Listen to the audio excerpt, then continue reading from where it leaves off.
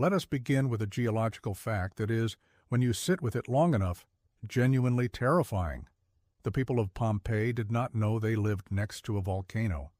This is not as strange as it sounds. Vesuvius had not erupted in roughly 1,800 years, not since approximately 1780 BC, long before Rome was a city, long before Italy was a name, long before any written record in the region existed. The mountain that loomed over the Bay of Naples was, to the Romans of the 1st century AD, simply a mountain. A very fertile mountain, in fact. Its slopes were covered in vineyards and orchards, the volcanic soil producing some of the richest agricultural land in Italy.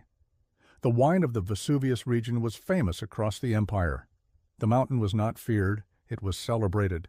The word volcano itself did not yet exist in the Latin language. The Romans had Vulcan, the god of fire, and the forge, and they knew about volcanic activity from other places. The Phlegraean fields northwest of Naples, with their sulphurous vents and bubbling mud, were recognized as places of subterranean fire. The island of Volcano in the Tyrrhenian Sea smoked and sometimes erupted. But Vesuvius? Vesuvius was just the mountain. It had a flat top, which is, in volcanic geology, a sign that the original cone has been destroyed by previous catastrophic eruptions, leaving a caldera. But nobody in the 1st century AD understood the significance of a flat-topped mountain well enough to be alarmed by it. What they did notice, in the years and months before August 79th AD, were signs that would have been obvious to any modern volcanologist and were incomprehensible to the Romans. A series of earthquakes, some of them powerful enough to damage buildings, an unusual drying up of wells and springs, animals behaving strangely, a low, persistent rumbling in the earth. The great earthquake of 62 AD, 17 years before the eruption, had been severe enough to cause major damage across the region, and Pompeii was still being repaired and rebuilt when Vesuvius finally spoke. The Romans had explanations for all of this. Earthquakes were the work of Poseidon, the god of the sea, who was understood to cause the earth to tremble when he moved beneath it. Drying wells were a seasonal agricultural annoyance, exacerbated by summer heat. The rumbling in the ground was the sound of Vulcan's forge, deep below the earth, which was not alarming, but simply the background noise of a world that had gods in it. None of it pointed toward the mountain. None of it suggested that on a warm August morning in 79 AD, the sky above Pompeii was about to turn to fire. Before we can understand what was lost on August 24th, 79 AD, we need to understand what was there. And what was there is one of the most remarkable things the ancient world produced. A prosperous, sophisticated, chaotic, beautiful, deeply human city of approximately 11,000 people going about its business on a Tuesday morning in late summer. Pompeii was not Rome. It was not a capital city, not a seat of imperial power, not a place of particular historical importance in the grand sweep of Roman politics. It was a regional commercial center, a busy port town at the mouth of the Sarno River, trading in agricultural produce, wine, olive oil, fish sauce, wool, and the 100 other commodities that kept the Roman economy moving. Its forum was impressive, but not monumental. Its temples were well maintained, but not exceptional. Its population was a typical Roman provincial mix: Roman citizens, freed slaves, active slaves, Greek-speaking immigrants, traders from across the Mediterranean world, local Oscan families who had been Roman in name for 2 centuries, but still spoke their ancient language at home. The city was laid out on a grid of streets paved with large limestone blocks, worn smooth by centuries of cart traffic and polished to a gleam by the sandals of tens of thousands of daily pedestrians. The streets were narrow enough that in many places you could touch both walls simultaneously. They were raised above the level of the sidewalks to allow for drainage. Deep stepping stones were set across the intersections, spaced to allow cartwheels to pass between them, while pedestrians could cross above the flow of street water and waste. Every detail of Pompeii's street design tells you about the density and intensity of its daily life. The city had a complete infrastructure that would have been recognizable in its essentials to a modern urban planner. A sophisticated aqueduct system fed water to a network of street fountains, one within easy walking distance of every house in the city, as well as to the public baths. The largest baths could accommodate hundreds of bathers simultaneously in a complex that included cold plunges, warm rooms, hot steam baths, exercise yards, and changing rooms decorated with the erotic frescoes that Victorian excavators would find so alarming 17 centuries later. There were elected magistrates, a city council, public elections, whose campaign slogans were painted directly on the walls of buildings. There were taverns on nearly every block, bakeries whose stone mills still contained the carbonized grain they were grinding on the morning of the eruption. There was a large amphitheater capable of seating the entire city population, 2 theaters, a gladiatorial barracks, multiple temples, a large covered market, and several brothels whose functions were helpfully indicated by the paintings above their doorways. It was, in the fullest sense, a city, not a monument or a symbol or a historical abstraction. A city, loud, crowded, smelly, politically contentious, commercially energetic, full of love affairs and lawsuits and arguments about the price of bread. And on August 24th, 79 A.D., it had roughly 18 hours to live. To understand what happened to Pompeii, you need to understand something about how volcanoes work, specifically about the particular kind of volcanic eruption that destroys cities. Not all volcanic eruptions are the same.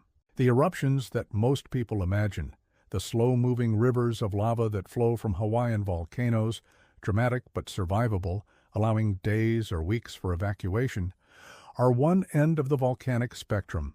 They result from magma with relatively low viscosity and low gas content, which allows gas to escape gradually as the magma rises. The lava flows, but it doesn't explode. Vesuvius in 79 A.D. was the opposite end of that spectrum. Its magma was rich in silica, thick, viscous, and charged with dissolved gases under enormous pressure. As this magma rose through the volcanic conduit toward the surface, the decreasing pressure allowed the gases to come out of solution, the way carbonation fizzes out of a shaken soda bottle when you open it. But unlike a soda bottle, the magma was too viscous to release the gas gently. The gas had to explode its way out, and the result was what volcanologists call a Plinian eruption, named with historical appropriateness after Pliny the Elder, who died observing the 79 A.D. event and whose nephew Pliny the Younger left us the only eyewitness account that has survived. A Plinian eruption column is one of the most powerful natural phenomena on Earth.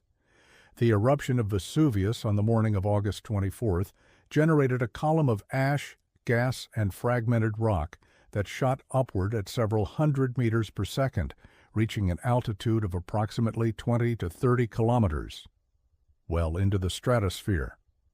The energy output of that initial column was equivalent to roughly 100,000 atomic bombs. In the first hours of the eruption, that column was the primary mechanism of destruction, raining hot ash and small rock fragments, called lapilli, down on Pompeii at a rate sufficient to collapse roofs within hours. But the column was not the killing blow. The killing blow came later, in the dark, when the column collapsed. The earthquake of 62 A.D. deserves its own moment in this story because it is the ghost that haunts the archaeology of Pompeii. The evidence of a warning so clear in retrospect that its misinterpretation tells us something profound about the limits of human knowledge. The earthquake of 62 A.D. was a significant seismic event, powerful enough to cause substantial structural damage across the Campania region. In Pompeii, it toppled columns, cracked walls, damaged the Temple of Jupiter so severely that it was never fully repaired before 79 A.D. destroyed it entirely. The damage record in Pompeii's archaeology is fascinating and precise. You can identify, building by building, what was damaged in 62 A.D. what was repaired, what was left unrepaired, and what was rebuilt entirely in the 17 years before the eruption. What the earthquake record tells us is that Pompeii in 79 AD was a city in the middle of an extensive renovation project. Dozens of major buildings were under repair or reconstruction. New construction was underway in multiple locations. The city was, by all archaeological evidence, investing heavily in its future, laying new pipes, replastering damaged walls, replacing broken columns, upgrading the water system. This was not a city that expected to die. What the earthquake record also tells us to modernize is that Vesuvius had been waking up for 17 years. The 62 AD earthquake was almost certainly a volcanic tremor caused by the movement of magma deep beneath the mountain. The series of smaller earthquakes that continued through the 60s and 70s AD were the same. The drying wells of the 70s AD were almost certainly caused by the heat of rising magma evaporating groundwater. The low rumbling that ancient sources mention in the days before the eruption was the sound of the mountain's final preparation. Every one of these signs, read correctly, pointed toward the same conclusion. Vesuvius was building toward an eruption of catastrophic scale. But to read them correctly required a framework of knowledge, an understanding of volcanic geology, of the relationship between seismic activity and volcanic systems, of the significance of groundwater changes near volcanoes that did not exist in the ancient world. The Romans were not ignorant. They were extraordinarily sophisticated in many fields, but volcanology was not among them. They had no way to know what the signs meant, and so the signs meant nothing, and the renovations continued, and the amphitheater scheduled events for the autumn season, and the bakers loaded grain into their mills on the morning of August 24, 79 A.D. August 24, 79 A.D. fell on what the Romans called ante diem nonum calendus, Septembris, the 9th day before the calends of September. It was, by all available evidence, a warm, clear morning in the Bay of Naples, the kind of late summer day that makes the Campanian coast one of the most beautiful places on earth. The bay sparkled. The mountain, as always, sat quiet above the city. The date itself is worth examining for a moment, because it has been the subject of significant recent scholarly revision.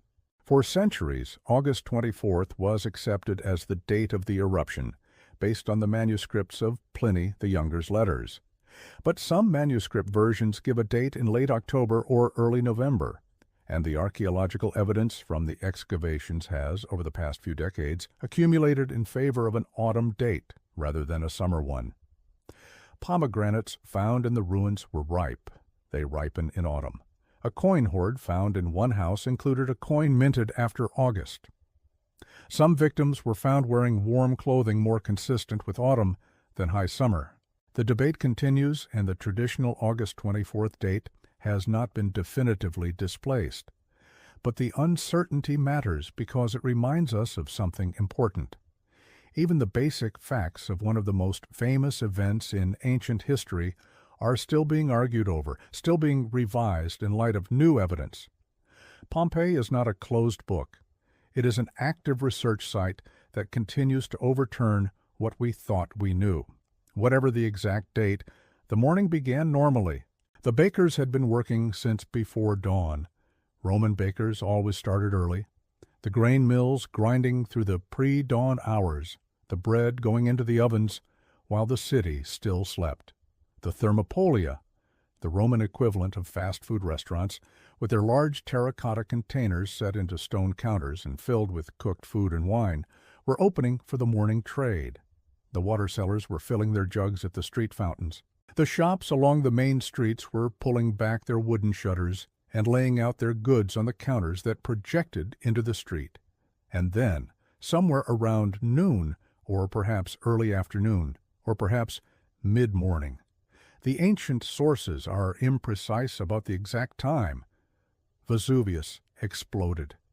The opening phase of the eruption was violent beyond any previous Roman experience, and yet it was not immediately lethal for most of Pompeii's population. This is the strange, terrible paradox of the Vesuvius eruption. It gave people time. Not enough time, and not the right kind of time, but time. Hours in which some people escaped and others fatally decided to wait. The eruption column, that towering pillar of ash, gas, and rock that shot into the stratosphere and spread laterally into the characteristic shape that Pliny the Younger compared to an umbrella pine tree, the Pinus Pinea, was visible for hundreds of miles. Ships at sea turned toward it. Communities across the Bay of Naples came out of their houses to stare at it.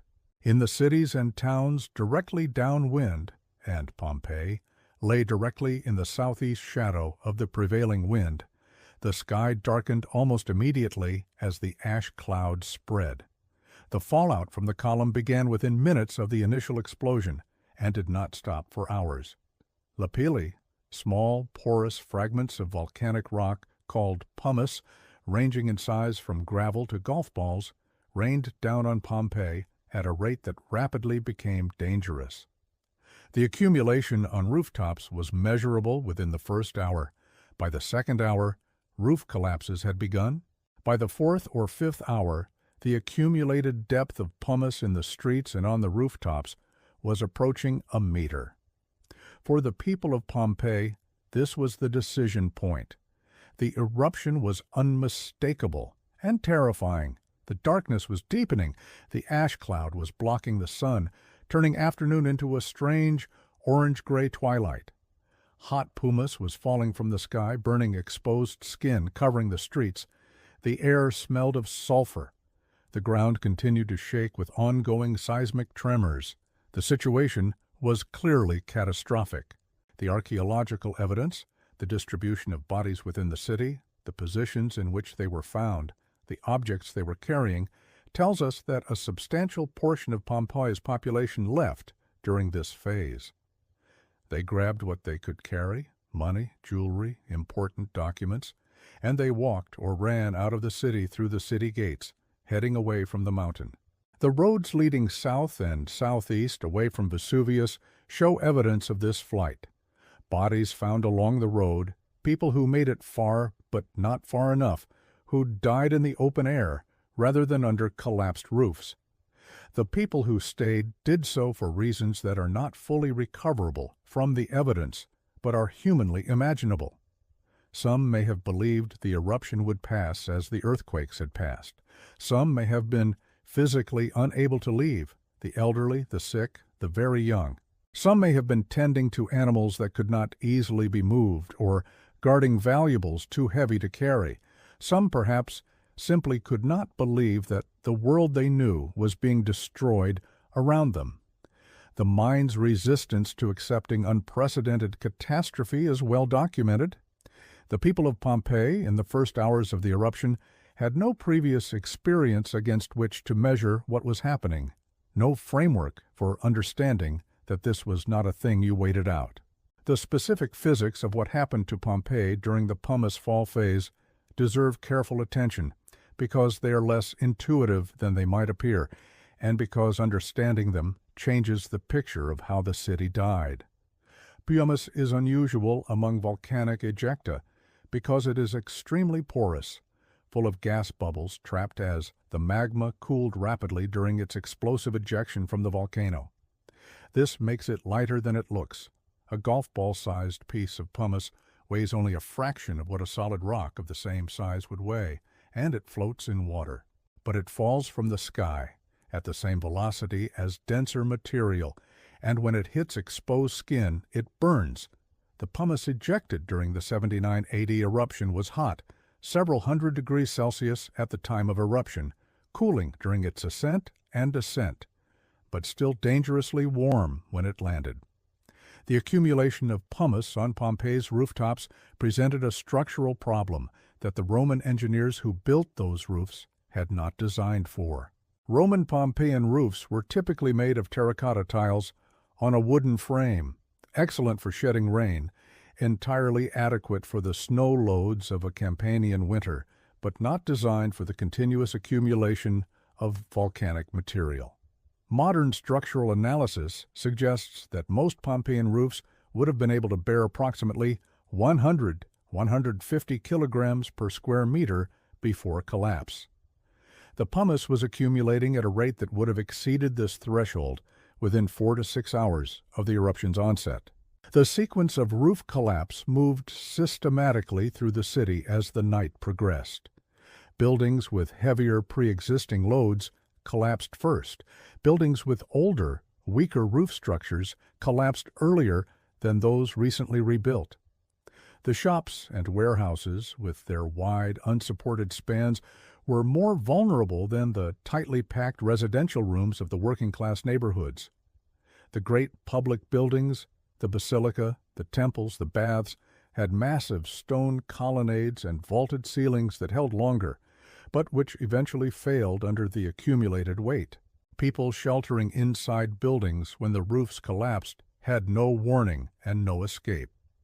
The pumice fall was accompanied by a near-total darkness. The ash cloud had blocked the sun, and even torchlight was barely adequate in the thick sulphurous air, and by a noise that the ancient sources describe as a constant, thunderous roar, the combined sound of the eruption, the falling pumice, and the seismic tremors. In this darkness and noise, a roof collapse was instantaneous and lethal. Shortly after midnight, the precise timing is estimated from the stratigraphic evidence in the excavations, the character of the eruption changed fundamentally, and changed in the way that sealed Pompeii's fate. The eruption column, which had been sustained for 8 to 10 hours by the continuous explosive force of the volcanic system, began to collapse. This is a specific and catastrophic volcanic event that occurs when the column can no longer support its own weight, when the density of the material in the column exceeds the buoyancy provided by the hot gases, and the whole towering mass of ash, rock, and gas begins to fall back toward the earth. When a Plinian eruption column collapses, it does not simply fall down like a deflating tower. It collapses outward, generating a phenomenon that volcanologists call pyroclastic density currents, but which are more evocatively and more accurately described as rivers of fire.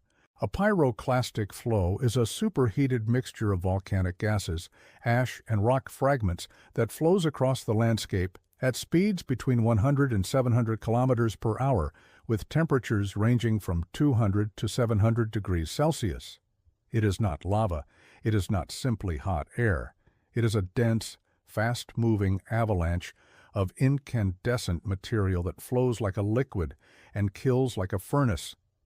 Nothing in the ancient Roman experience had prepared anyone for this. The pumice fall was terrible and was killing people. But it was, in principle, something you could flee from if you moved quickly enough, if you had left early enough, if the roads were still passable. A pyroclastic flow is different in kind, not just in degree. At 300 kilometers per hour, it outruns horses. It flows around obstacles, fills valleys, pours through doorways and windows. Its heat is sufficient to vaporize soft tissue, to carbonize wood, to bend and melt lead. Against a pyroclastic flow there is no shelter and there is no flight. The first pyroclastic surge to reach Pompeii, researchers working at the site, have identified at least 6 distinct pyroclastic events in the stratigraphic record, swept through the city in the early morning hours of August 25th. It moved through the streets at a temperature of approximately 300 degrees Celsius, which is hot enough to kill instantly through thermal shock to the respiratory system. The people of Pompeii, who had survived the night under shelter, who had endured the pumice fall and the darkness and the roof collapses, who had perhaps begun to believe that morning might bring some relief. They died in seconds, without warning, without the possibility of escape. The thermal pulse of the pyroclastic surge was so intense and so instantaneous that it produced one of the most haunting features of Pompeii's archaeology. The bodies were preserved in the positions they occupied at the moment of death, in attitudes of ordinary life interrupted. People sheltering together under stairs, people covering their faces with cloth, people lying on beds in the positions of sleep. The volcanic material that filled the spaces left by their decomposed bodies created molds of extraordinary fidelity. When archaeologists began filling these voids with plaster in the 19th century, the resulting casts showed faces, clothing, expressions. The human cost of August 25, 79 AD, rendered in 3 dimensions. Modern forensic analysis of the human remains from Pompeii has transformed our understanding of how the city's residents died, and the results are both more precise and more disturbing than the Victorian-era accounts that shaped most popular understanding of the event. For most of the 19th and early 20th centuries, the accepted narrative was that Pompeians died by suffocation, slowly, from the accumulated ash and sulfurous gases in a process that gave them time to assume the dramatic poses in which they were found. This narrative was comforting in a dark way. It allowed the bodies to be read as conscious, deliberate, almost theatrical in their final moments. The modern analysis tells a different story.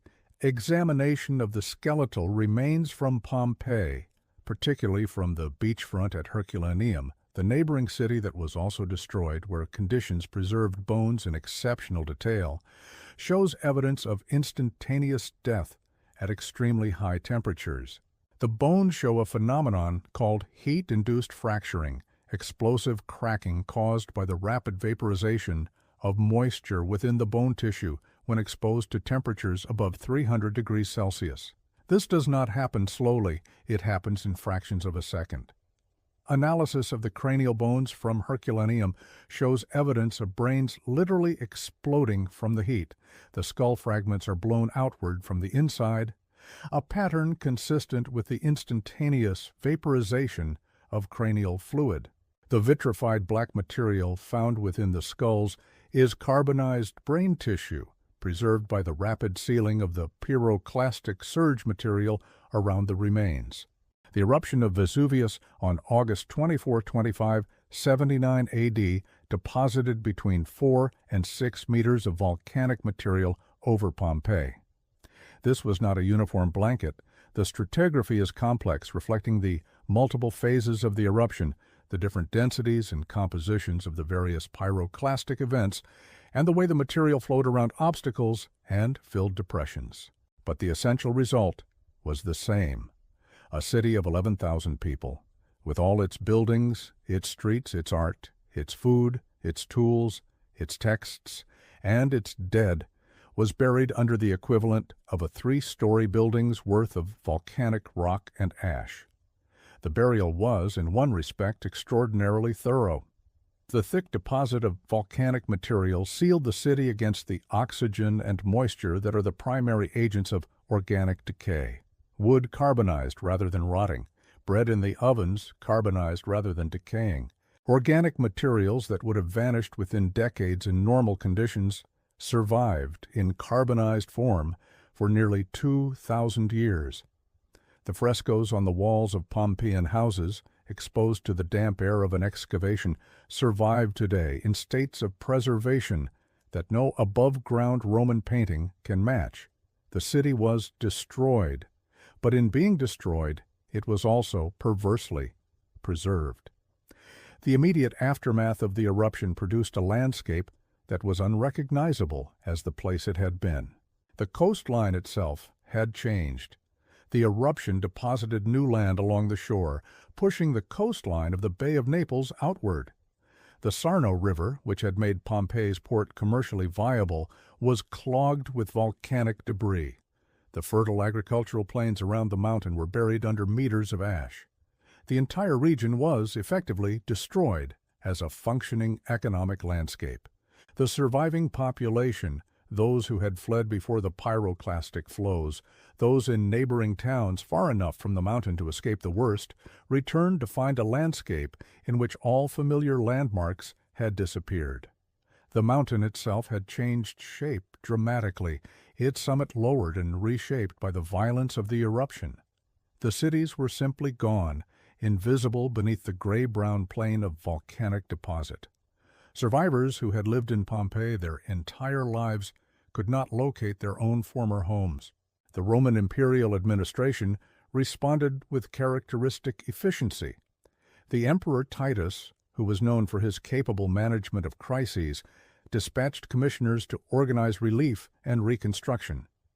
Surviving landowners were allowed to claim their properties, though the practical difficulty of locating buried property under meters of ash meant that many claims were impossible to exercise. Some attempts were made to dig down to recover valuables. The evidence of ancient tunnel excavations has been found in Pompeii, suggesting that organized looting or recovery operations began within years of the eruption, but the scale of the burial defeated most recovery efforts. Over the following decades, the location of the cities became uncertain and then forgotten. Pompeii was not forgotten immediately. Latin writers of the late 1st and early 2nd century A.D., Martial, Statius, Tacitus, mention the destroyed cities. Pliny the Younger's letters describing the eruption were in circulation and were preserved in the manuscript tradition. For perhaps 2 or 3 generations, the general location of the buried cities was known, even if the exact geography had been obscured. But cities without populations generate no local memory.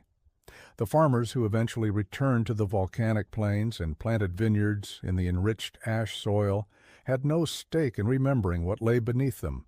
The place names migrated. La Civita, the common Italian name for the area above Pompeii, simply means the city, a linguistic fossil preserving the memory of an urban settlement without any specific information about what that settlement had been. The deeper the ash settled and compacted over the centuries, the more thoroughly the buried city withdrew from living knowledge. Medieval maps do not show Pompeii. Medieval chronicles do not mention it. The rich tradition of classical scholarship that preserved so much of Latin literature did not preserve reliable knowledge of where the buried cities were. By the 15th century, the destruction of the Vesuvian cities in 79 A.D. was a historical event, known from texts. Pliny's letters and the accounts of later Roman historians, but not from geography. The buried city had become a textual abstraction. Vesuvius itself continued to remind the region of its nature with periodic eruptions. Significant eruptions in 203, 472, 512, 685, 787, 968, 991, 999, 1007, and multiple times in subsequent centuries.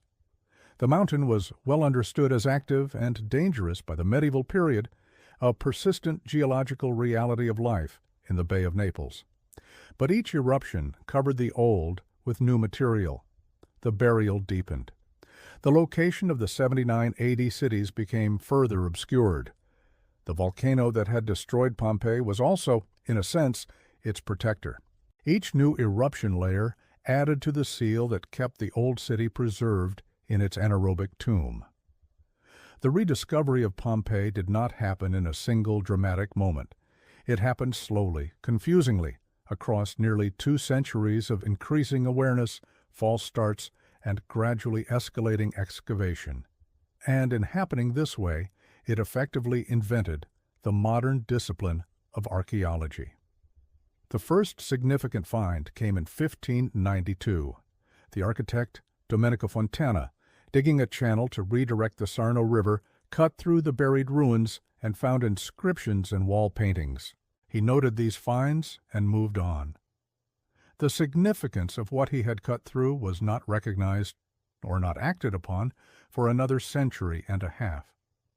In 1709, while digging a well near Herculaneum, workers broke into the theater of the buried city and found marble statues of spectacular quality. The news reached the Austrian Prince d'Elbeuf, who was building a villa nearby and had a collector's appetite for ancient art. He financed a series of tunnel excavations that were, by any modern standard, little better than looting. Workers hacked through the buried buildings looking for statues and transportable art objects, treating the stratigraphic context as irrelevant. The finds were extraordinary. The methods were catastrophic. The formal excavation of Herculaneum began in 1738, under the sponsorship of the Bourbon king Charles III of Naples. Pompeii was formally identified and began to be excavated in 1748, but excavation is a generous term for what was done in those first decades. The workers were primarily interested in finding art objects, frescoes, mosaics, bronzes, marble sculptures, that could be removed to the Royal Museum at Portici. The architectural context was dismantled. The stratigraphy was ignored. The finds were inadequately recorded. Frescoes were cut from walls and removed, leaving the walls bare. Objects were moved without documentation of their original location. Entire buildings were opened, stripped, and then reburied under the spoil from new excavations elsewhere. The intellectual breakthrough came gradually. The sheer strangeness and completeness of what was being found began to force a new understanding of what archaeology could be. Pompeii was not just a source of art objects. It was an entire urban environment, preserved in extraordinary detail. It was capable of answering questions about daily Roman life that no number of literary texts could address. The breakfast dishes still on the table, the electoral slogans still on the walls, the last batch of bread still in the oven. This was not a collection of treasures. It was a civilization frozen in time. The figure who transformed the excavation of Pompeii from systematic looting into something recognizable as modern archaeology was Giuseppe Fiorelli. He became director of the excavations in 1860, shortly after the unification of Italy placed the site under the new Italian state rather than the Bourbon monarchy. Fiorelli brought to Pompeii a methodological rigor that was, in 1860, genuinely revolutionary. He divided the city into numbered regions, insulae, and buildings. This coordinate system made it possible for the first time to record exactly where each find was made and to return to specific locations. He insisted on systematic stratigraphic excavation rather than the tunnel and grab approach of his predecessors. He trained his workers to recognize and preserve context as well as objects. He published detailed annual reports of the excavations, again, a practice more common in modern archaeology than in mid-19th century practice. But Fiorelli's most famous contribution was the plaster cast technique. He noticed that throughout the volcanic deposit there were voids. These were spaces that had once been filled with organic material, primarily human and animal bodies, but also wooden furniture, food, and other perishables. These materials had decayed, leaving perfectly shaped empty spaces surrounded by hardened volcanic ash that had taken their impression. These voids were invisible from the outside and were often destroyed by the pickaxes of excavators who did not know they were there. Fiorelli developed the technique of injecting liquid plaster of Paris into these voids through small holes drilled from above. The plaster filled the space exactly. It took the impression of the organic material that had once occupied it.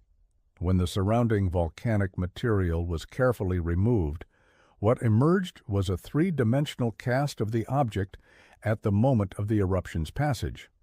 In the case of human bodies, the result was extraordinary. Detailed, anatomically precise figures showing clothing, posture, and even, in some cases, facial expressions from the final moments. The first human casts produced by Fiorelli's technique caused a sensation when they were exhibited in the 1860s and 1870s. Here was something entirely unprecedented in the history of archaeology: direct physical evidence of individual human death preserved with a fidelity that no statue or painting could match. The casts were simultaneously scientific specimens and works of accidental art. They transformed public understanding of Pompeii from an ancient city destroyed in a historical event into a human catastrophe of immediate, visceral reality. The ongoing excavation of Pompeii, the site is still being excavated today, with roughly a third of the city still unexcavated, has produced a continuous revolution in the understanding of Roman daily life.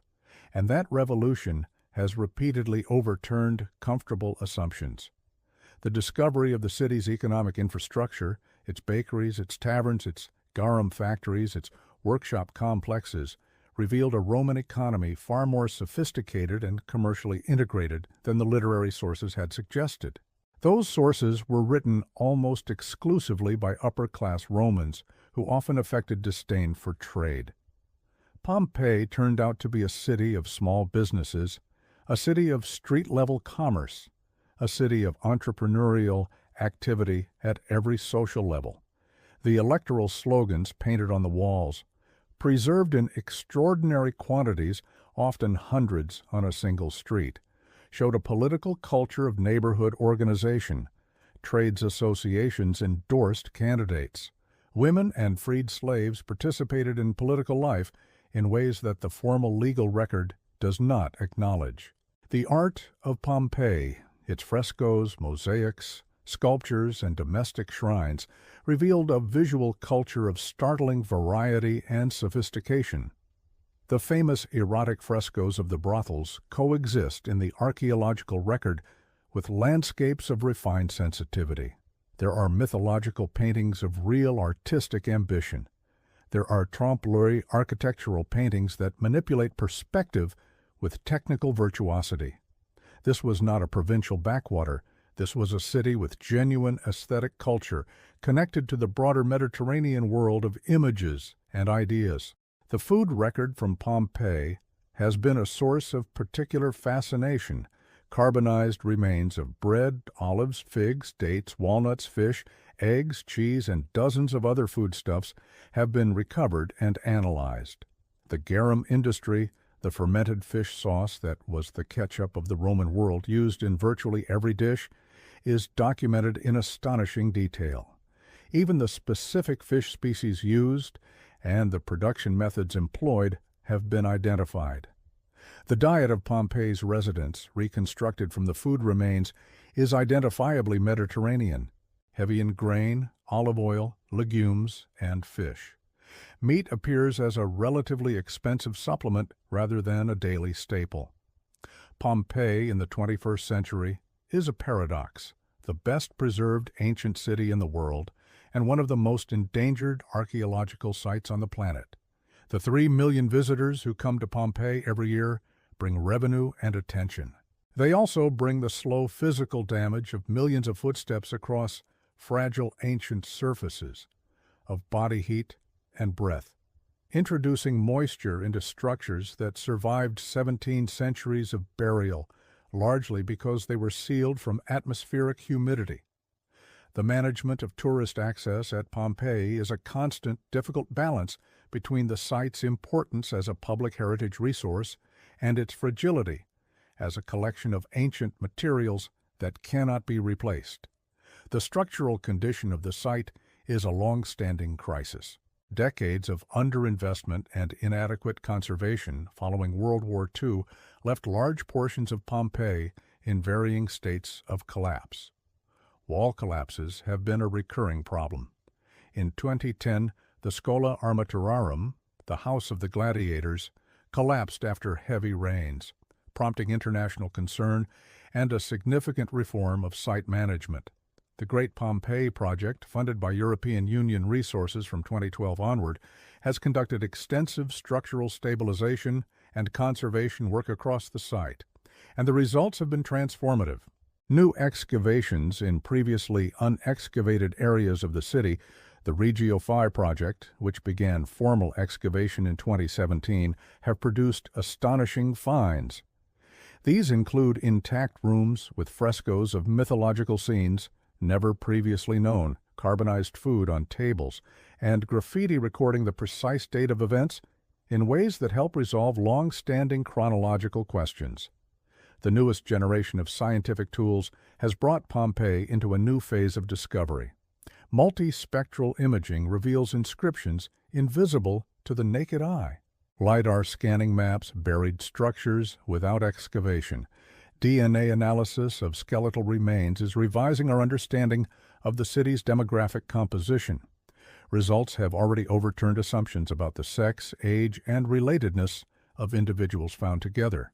Mass spectrometry analysis of residues in ceramic vessels reveals the exact contents, the wine, the garum, the olive oil that these containers held on the last day.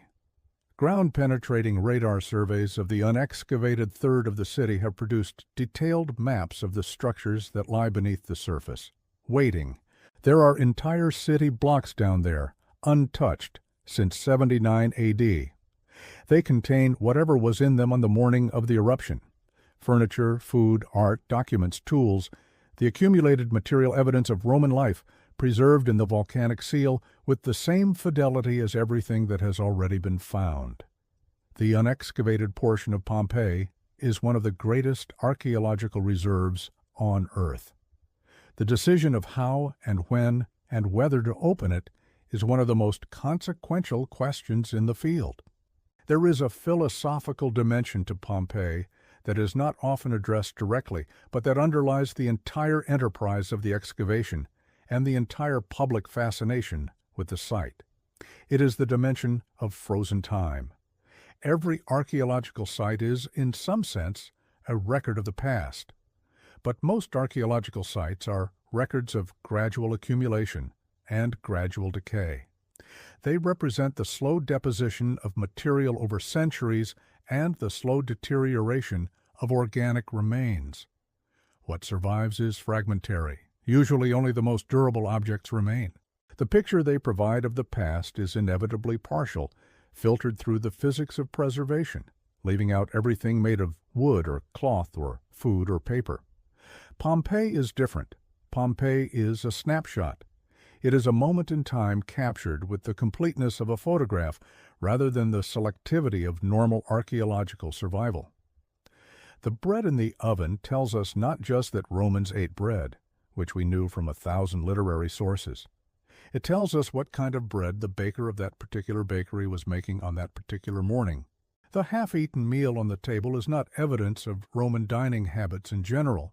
It is the specific meal of specific people, interrupted at a specific moment. The electoral slogans on the walls are not generalizations about Roman political culture. They are the specific political discourse of this specific city in the specific years before its destruction. This specificity, the irreducible particularity of a single city at a single moment, is what makes Pompeii unique in the historical record. It is also what makes it endlessly generative as a source of knowledge. It does not give us the Romans in general. It gives us these Romans, here, now, in the middle of their ordinary day. Ordinary in all the ways that make daily life historically invisible and archaeologically extraordinary. The volcano did not preserve Pompeii out of kindness or historical providence. It preserved it because the specific chemistry of its eruption produced exactly the right conditions for long-term anaerobic preservation, and because the depth of the burial sealed those conditions for 17 centuries. It was a geological accident that produced a historical miracle. But the miracle is real. Beneath the modern tourist infrastructure, beneath the reconstructed walls, and the protective roofing, and the signs in 7 languages, the city is still there. The streets are still paved with their original stones. The walls still carry their original paint. The city is still arranged as it was on the morning that everything stopped. The volcano paused it. The archaeology is slowly, carefully, irreversibly unpausing it. And in the unpausing, in the patient, methodical uncovering of what was covered, the people of Pompeii come slowly back into view. Not as symbols, not as victims, not as illustrations of the fragility of civilization, but as people, specific and individual, going about their business on an ordinary morning. The mountain is still there. It is still active. Volcanologists classify Vesuvius as one of the most dangerous volcanoes on Earth, primarily because the 3 million people who now live in what would be the impact zone of a major eruption cannot all be evacuated quickly. The last major eruption was in 1944. The volcano is, in the geological sense, quiet at the moment. But quiet at the moment is precisely what the people of Pompeii knew about Vesuvius on the morning of August 24th, 79 AD. The mountain is patient. It has always been patient. It was patient for 800 years before it buried Pompeii. It has been patient for nearly 2,000 years since. What it is not is finished.